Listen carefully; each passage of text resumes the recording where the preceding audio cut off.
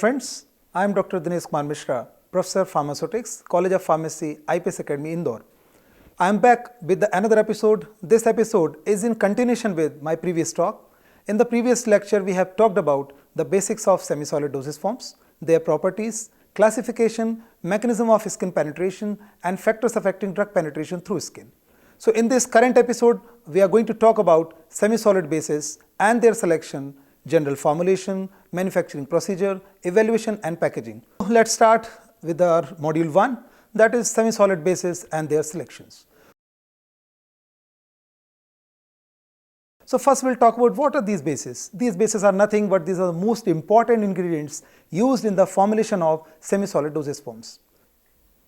Bases do not merely act as the carrier of the medicaments, but they also control the extent of absorption of medicaments incorporated with them. Now we'll talk about the ideal properties of the bases. They should be pharmaceutically elegant, they should be inert, non-irritating and non-sensitizing. They should release the medicament effectively at the site of application. They should be non-greasy, non-dehydrating, and they must be compatible with the medicaments and skin pH. They should be easily washable with the water. They must have good keeping properties and they must be stable on storage. Let's talk about their different types of bases. So first start with ointment bases. Ointment bases can be classified as follows. They are hydrocarbon bases, absorption bases, emulsion bases and water soluble bases. First one is hydrocarbon bases. These bases are classified as oleaginous bases along with bases prepared from vegetable fixed oils or animal fats. They are usually petrolatum modified by waxes or liquid petrolatum to change viscosity characteristics. These bases are expected to provide a film which resists soap and water. What are the characteristics of these bases? These are occlusive, hydrophobic, greasy, non-water washable and emollient. Bases of this type includes hydrocarbons. It may be petrolatum that are white and yellow, liquid paraffin, paraffin wax. Second one is vegetable oils and animal fats, coconut oil, olive oil, almond oil, lanolin, beeswax, peanut oil. They may be hydrogenated oils, cottonseed oil, hydrogenated castor, soybean corn oils. They may be alcohols, esters and acids includes cetyl alcohol, estryl alcohol, olyl alcohol, lauryl alcohol, glyceryl tristearate, ethyl oleate, ethylene glycol, stearic acid, oleic acid, palmitic acid, lauric acid. Petrolatum used as an ointment base has a high degree of compatibility with a variety of medicaments. They are occlusive and anhydrous and hence provide stability of medicaments. Being occlusive, they increase skin hydration by reducing the rate of loss of surface water. Despite of advantages in terms of stability and emolliencies, these bases suffer from greasiness, which may stain clothing and difficult to remove. Poor patient acceptance is also observed with such bases. So we'll talk about now second types of bases. What are absorption bases? These bases are hydrophilic, anhydrous materials that have the ability to absorb additional water, ultimately forming water and oil type of emulsions. So these bases vary in composition and are mixtures of animal straws with petrolatum. What are the characteristics of these bases? They may be occlusive, absorb water, anhydrous, greasy, and also emollient. Examples of these bases: lanolin, lanolin isolate, cholesterol, lanoestrol, and other sterols. Acetylated sterols or partial esters of polyhydric alcohols may be used as absorption bases. The absorption bases are of two types, the anhydrous form and the emulsion form. Now we will talk about third type of bases. These are emulsion bases. There are two types, water in oil and oil in water. First is water in oil type. Lanolin and cold cream are the example of this type. What are the properties of these bases? They are emollient, occlusive, contain water, greasy and sticky, and vehicle for the medicaments. The second one is oil and water type. They are hydrophilic ointment and vanishing cream are the example of this type. What are the properties of these bases? Non-occlusive, non-greasy and non-sticky in nature. Water washable, can be diluted with water and vehicle for the medicaments. Let's talk about fourth type of bases. They are water soluble bases. As the name is indicating, they are made up of soluble components or may include gelled aqueous solutions. These bases are prepared from mixture of low and high molecular weight polyethylene glycols, which range in their consistency from liquids to solids. Their water solubility is due to the presence of many polar groups and other linkages. What are the properties of these bases? They are usually anhydrous, water soluble and washable, non-greasy, non-occlusive and lipid free. Now talk about the second type of bases, that are suppositories bases. These bases can be broadly classified as oleaginous or fatty bases, aqueous or hydrophilic bases, emulsifying or water dispersible bases. First one is oleaginous bases. Theobrommo oil or cocoa butter is one of the most widely used bases, although it fulfills the criteria of an ideal base, but it melts below body temperature. Overheating may alter its physical properties and having tendency to mold adherence. They may exist in 4 types of crystalline form: alpha, beta, beta- and gamma crystal, and they also show polymorphism. Various forms of cocoa butter available, they depend upon degree of heating, cooling process, conditions during this process, and all the 4 forms are unstable and converted to stable form over a period of several days. Generally, the minimal use of heat during the melting process is recommended. Second type of suppositories bases, that are aqueous bases. First one is glycerinated gelatin. It is usually a mixture of glycerin and water, which is converted into stiff jelly by the gelatin addition. Gelatin content can be varied as per desired use of preparation. Usual composition of this base is 14% gelatin, 17% glycerin and water. Sometimes it may be 20% gelatin with 70% of glycerin. The incompatibility of certain medicaments can be avoided by the selection of either Pharmagel A, that is cationic, or Pharmagel B, that is anionic form of gelatin. This type of base does not melt at body temperature but dissolve in the secretions of the body cavity in which they are inserted. Glycerin suppositories are liable to mold growth, hence preservatives to be added in the preparation. Second example is soap glycerin. In this type, soap is used in place of glycerin for hardening. Third one is PEG bases. Polyethylene glycols are used under the trade names of carboxyls, macrogols and postanols. Third type of bases, that are emulsifying bases. These bases are marketed under trade names of mesaestrinum, bitupsol and mesopol. Water dispersible bases essentially consist of surfactants and melt at body temperature. The bases can be used for formulation of both water soluble and oil soluble drugs. Example, twiins and spans. These surface active agents may be used alone, blended or used in combination with other suppository vehicle. Now how we can select the bases? The selection of bases is the optimum base requirement compromises in drug formulation. Stability or drug activity might be superior in a hydrocarbon base. However, acceptability is diminished because of the greasy nature of the base. The water solubility of the polyethylene glycol bases may be attractive, but the glycol may be irritating to traumatized tissue. Drug activity and percutaneous absorption may be superior when using a hydrocarbon base. However, it may be prudent to minimize percutaneous absorption by the use of a less occlusive base. There are certain factors that govern the selection of optimum base for formulation. What are those factors? First factor is dermatological factor. In dermatological factors, first one is absorption and penetration. Absorption means drug entry into the systemic circulation, that means bloodstream, while penetration means drug passage through the skin, that means cutaneous absorption. Common facts related to this factor are: first one is medicinal agents soluble in both oil and water are readily absorbed through the skin. Second, water soluble substances are more readily absorbed from aqueous bases. Third one, medicaments are more readily released from oil and water bases than from water and oil or greasy bases. Fourth one is animal and vegetable oils when combined with water normally penetrate the skin. The second factor is effect on skin function. Greasy bases generally interfere with the normal skin functions like heat radiation and sweating. They may be irritant to the skin. Oil and water emulsion bases or water miscible bases produce a cooling effect and mix with skin secretions. Third one, miscibility with skin secretion. Emulsion bases are more readily miscible with skin secretions than greasy bases. This causes drug more rapid and complete release of medicament to the skin, and hence low concentration of the medicament is needed when emulsion bases are used.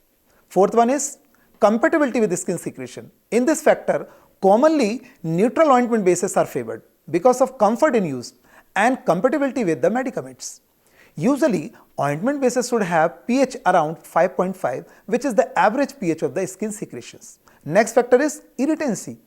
Bases should be non-irritant in nature. Greasy bases may cause irritation and edema formation. Selected base should maintain high standard of purity, and bases used for ophthalmic purpose should be non-irritating and free from foreign particles. Another factor, that is emollient properties. Normally, continuous hydration keeps the skin moist sufficiently. Dryness and brittleness of the skin causes discomfort to the skin. Therefore, the ointment bases should possess emollient properties and be able to keep the skin moist. Humectants like glycerin and propylene glycol keep the skin surface moist and soft.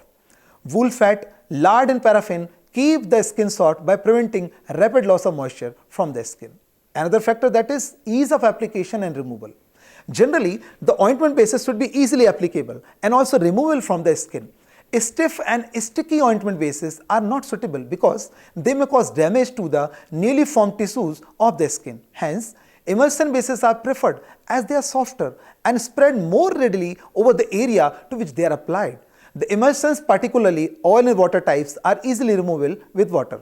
Second major factor, that are pharmaceutical factors. In this, first one is stability. It is a major concern. The fats and oils obtained from animal and vegetable sources are liable to undergo oxidation. This can be prevented by incorporating a suitable antioxidant in desired concentration in the ointment base. Oil and water type emulsion bases are liable to microbial growth, hence needs a proper preservative. Similarly, ointments containing liquid paraffin may get oxidized on prolonged storage. Emulsified bases are liable to phase separation due to improper formulation or under the influence of temperature. Second example of the properties, that is solvent properties. Most of the medicaments used in the preparation of ointments are generally insoluble in the ointment bases. Hence, for the uniform distribution, it is necessary to mix finely powdered drug in the ointment base.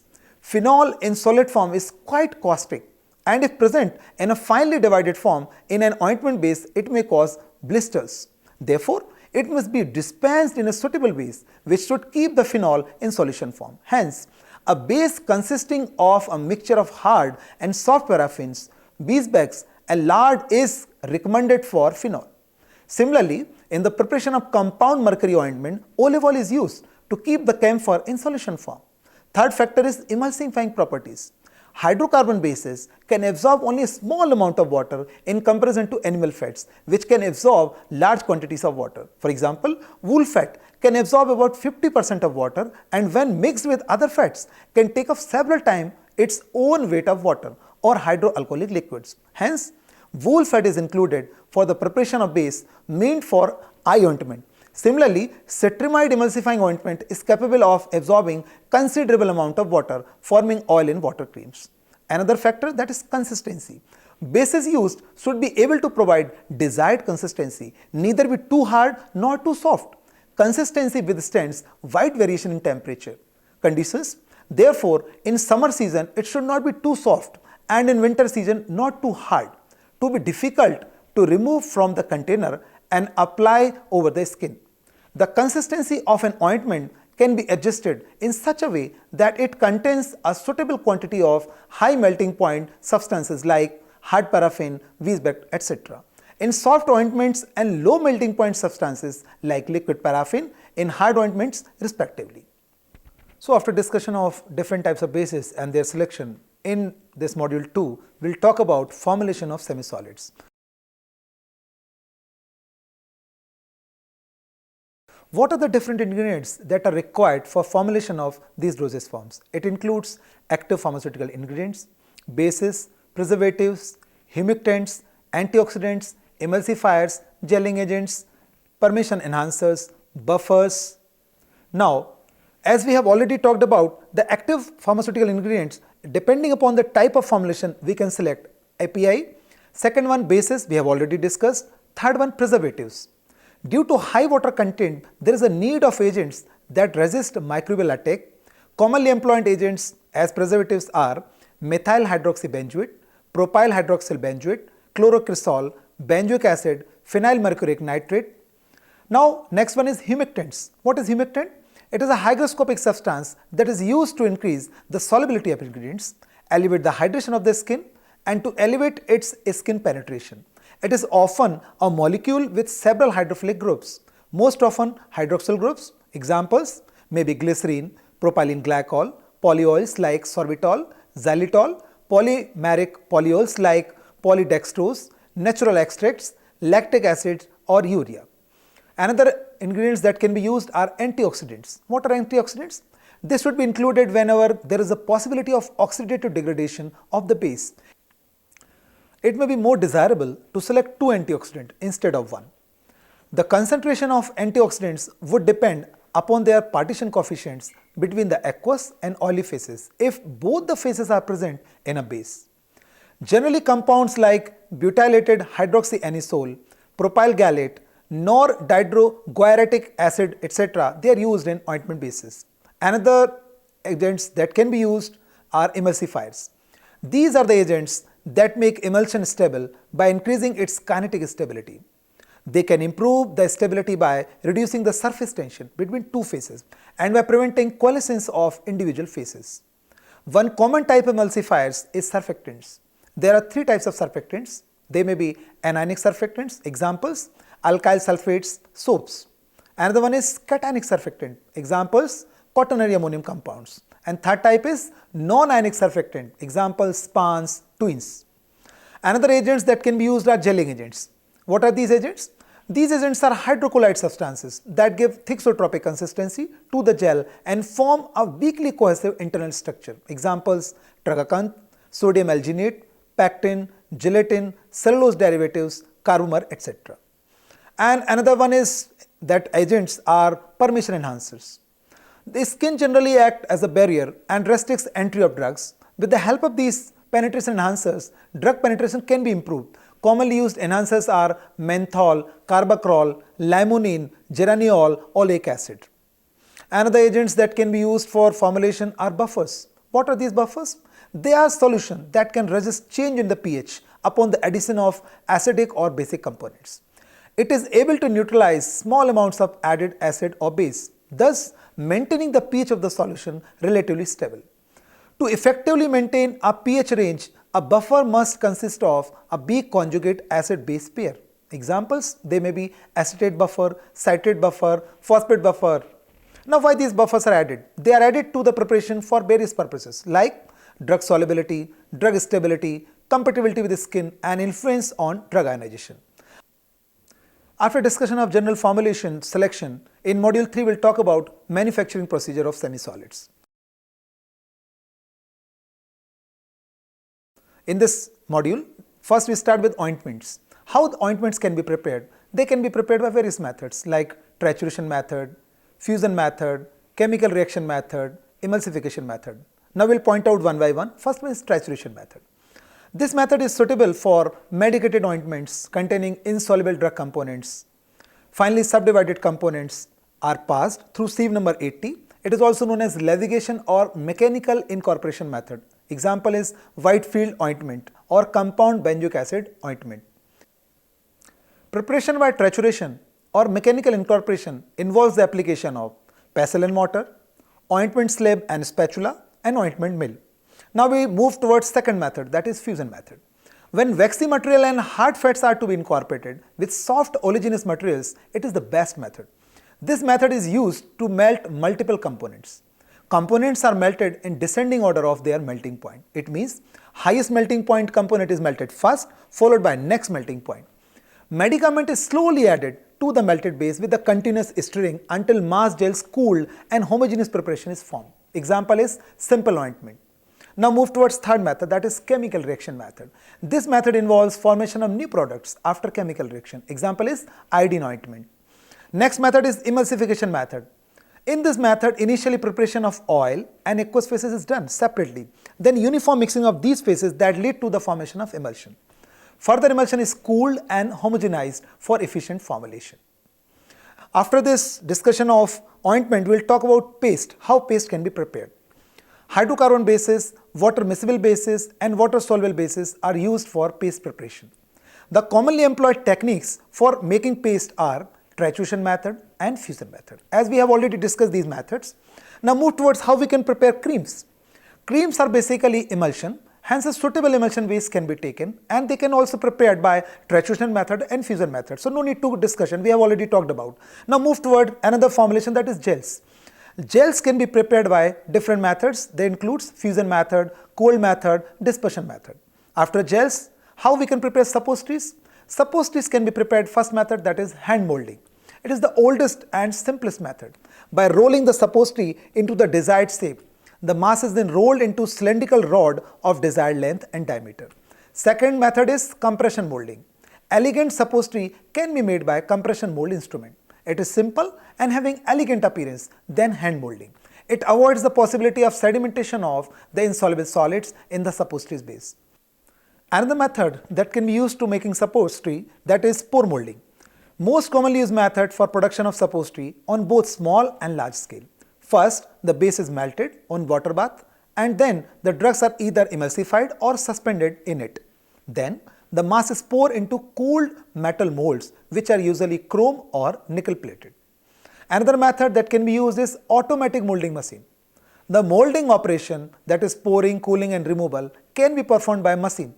The output of typical rotary machine range from 3500 to 6000 suppository per hour. After discussion of manufacturing procedure, we will move towards next module, that is module 4. So after discussion of general manufacturing procedure, we will move towards next module, that is module 4. But before moving to our next module about evaluation of semi-solids, I would like to suggest you to visit our website, that is www.cec.nic.in for further reading and learning of more topics associated with your B.Pharm syllabus. Here you will find many lectures, e-contents, LORs and many more. Hope this site will be a catalyst of learning for you. Now coming to the evaluation of semi-solids. How semi-solids can be evaluated? In this category, first we'll talk about ointments. How the ointments can be evaluated? They can be evaluated by physical methods first, microbiological methods second. First method, that is physical methods, in this absorption rate, skin irritancy, penetration rate, drug release, rheological property, content uniformity. First one is absorption rate, how it can be calculated. Formulation can be applied over a definite area of the skin by rubbing, and at regular time intervals, serum and urine samples are analyzed for the drug absorbed. Second one is skin irritancy test. This study is evaluated by patch test. In this test, 24 human volunteers are selected and definite amount of formulation is applied under occlusion daily on the back or volar forearm for 21 days. The type of pharmacological response is observed and no sign of erythema or edema should occur. Third parameter, that is penetration rate. It is determined by flow through diffusion cell or microdialysis method. Animal or human skin of definite area is taken and tied on diffusion cell. Cell is placed in a fluid bath and definite amount of formulation is applied on skin. The amount of drug penetrating through skin is analyzed at regular intervals by taking samples from fluid using a spectrophotometer. Another parameter, that is release rate. A clean test tube is taken and the internal surface is coated with the formulation as thin layer. Saline or serum is poured into the test tube. After certain time period, the saline is analyzed for drug amount. Amount of drug divided by time period, it gives the rate of drug release. Another property, that is rheological property. It is very important characteristic for any formulation. Viscosity of formulation should be such that it can easily be removed from container and easily applied to the skin. Viscosity can be determined by the use of viscometer. Another parameter is content uniformity. A known amount of formulation is taken and assayed for drug amount. Second major parameters that can be used for evaluation is microbiological methods. In this, first one is microbial content, second one preservative efficacy. How we can determine microbial content? Solutions of different samples of the formulations are made.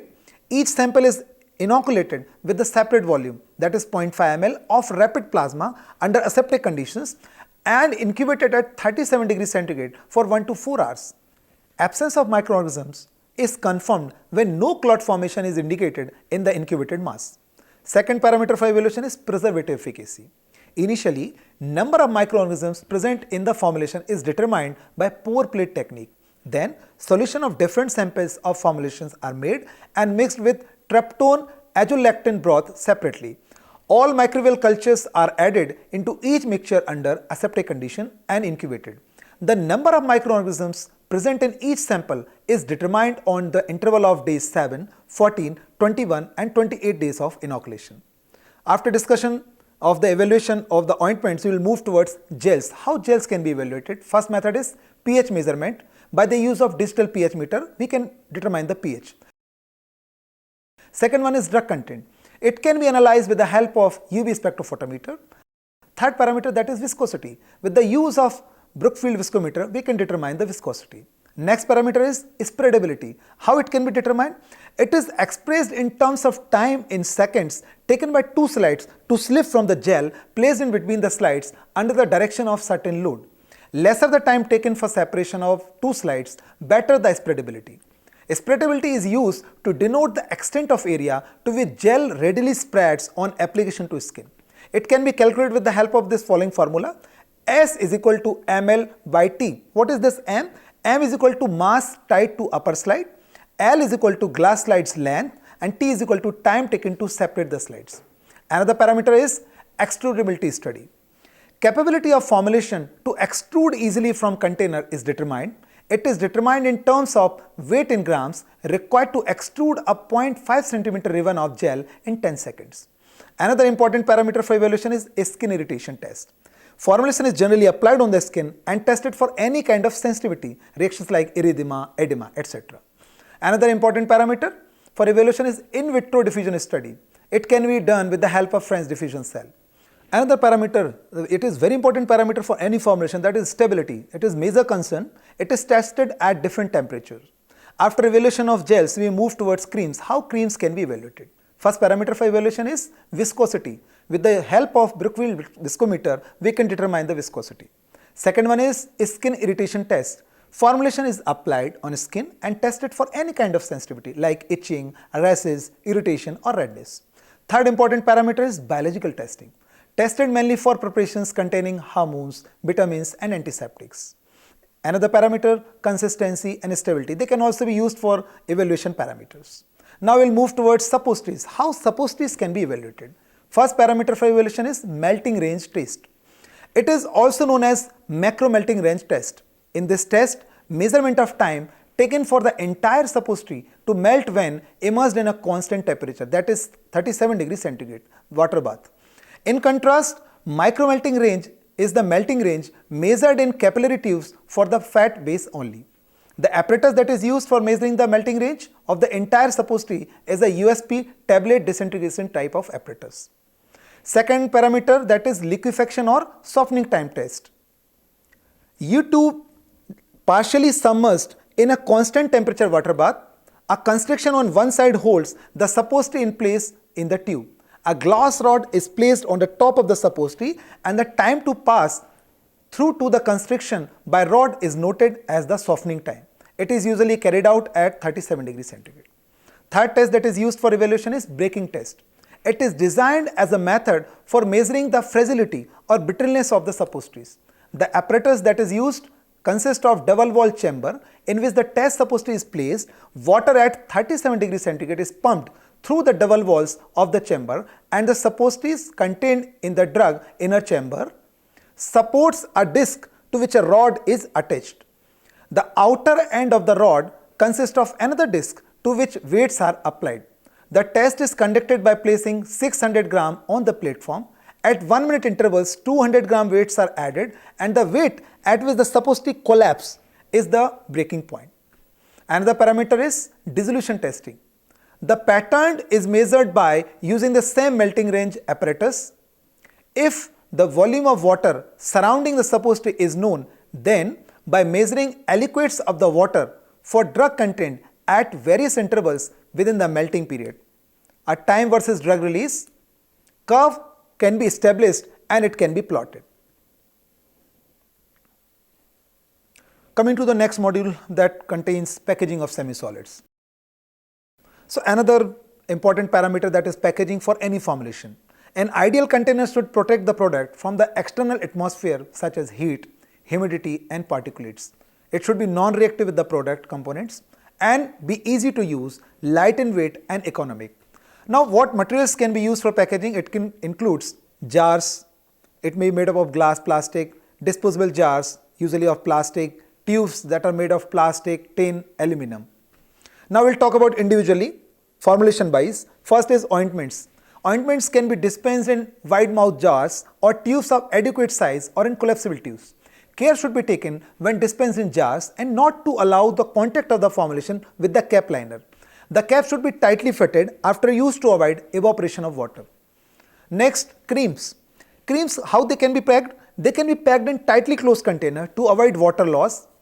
Collapsible metal or plastic containers are preferred, and when a pot with a screw cap is used, care should be taken to ensure that the liner of that cap is of plastic or coated with the plastic. Next one is gels. How gels can be packed? Being viscous and non-Newtonian system, gels need high attention during packaging into container. Usually they are packed into squeezed tubes or jars made of plastic materials. Aluminum containers also used when the product pH is slightly acidic. Pump dispensers and pre-filled syringes are sometimes used for packing gels. Most of the gels contains aqueous phase, hence should be preserved in airtight containers to protect from microbial attack. This should be preserved at room temperature and protected from direct sunlight and moisture. Next one is suppositories. How suppositories can be packed? They must be placed in container or wrapped in such a manner that they do not touch each other. Wrapping materials can be tin or aluminum and non-absorbent paper or plastic strips. Overwrapping is done by hand or machine. Many suppositories are not individually wrapped. In such cases, they are placed into cardboard boxes or plastic containers that have been molded to provide compartment for 6 or 12 suppositories. Suppositories should be protected from heat, preferably stored in the refrigerator. Glycerinated gelatin suppositories should be protected from heat, moisture and dry air by packaging in well-sealed containers and storing in a cool place.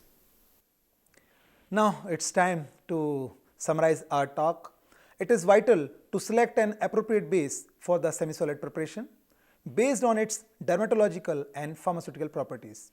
Apart from medicaments and bases, certain other additives are needed for effective and stable formulation like preservatives, antioxidants, humectants, gelling agents, buffers. Manufacturing procedure is adopted according to the type of dosage forms, generally titration method, fusion method, chemical reaction method and emulsification method are employed for the preparation of ointments, creams and paste. Quality control evaluation is mandatory to ensure the quality of the product for specific purposes like leak test, spreadability, drug content, rheological behavior, microbial limit test, etc. Packaging of dosage form is another important aspect which should be considered to ensure safety of the product as well as convenient to the consumer. In summary, this module will help students to understand about semi-solid bases and their selection, formulation of semi-solids, manufacturing procedures, evaluation of semi-solid products, packaging of semi-solid products. Thank you very much.